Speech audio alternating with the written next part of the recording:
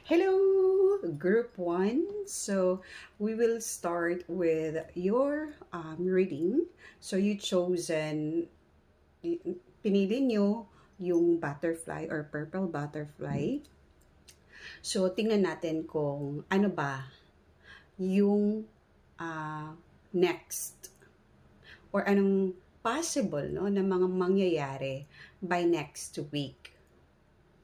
No, in all different aspects, no, tingnan natin kung anong sasabihin ng cards or what to expect by next week. So when you see this message, so it's actually a week after sa time na makita mo to, ha?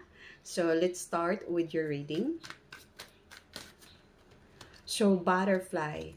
So I should say that since you actually chosen butterfly, butterfly is ano to siya ha, sign for a beautiful transformation.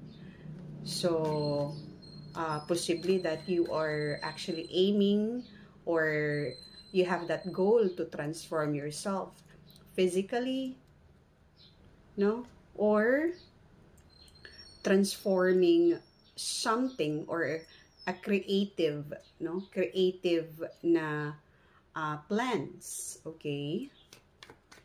So, let's see. Anong sasabihin ng cards for you? Okay, Ten of Swords. The Fool card. Okay.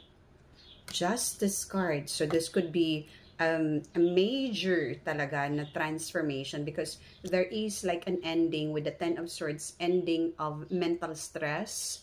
Okay, matatapos na yung mental stress na pinagdadaanan mo. It could be that you are battling or may pinaglalaban ka in regards to legalities, baka may kaso or ongoing na case na pinaglalaban mo, or possibly then that you are fighting for your goal or for what you really wanted, which is going abroad, no? So possibly then that you are actually waiting for the result or outcome for a specific application or contract or renewal of contract.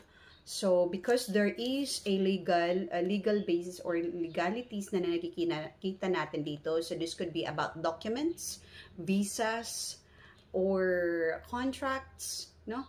So definitely with the Empress card, so there is a positive outcome